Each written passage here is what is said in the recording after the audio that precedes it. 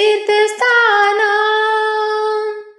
भोजन करीशी नित्य दिनाला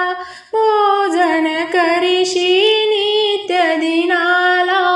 एक प्रहर सुरराणा जय जय श्री दत्ता गुणरत्ना भोजनाशी हो याना उत्तम पत्र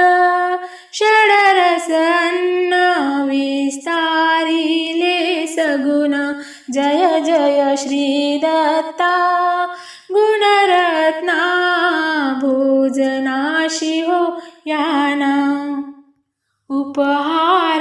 प्रभु मम स्वीकारा उपहार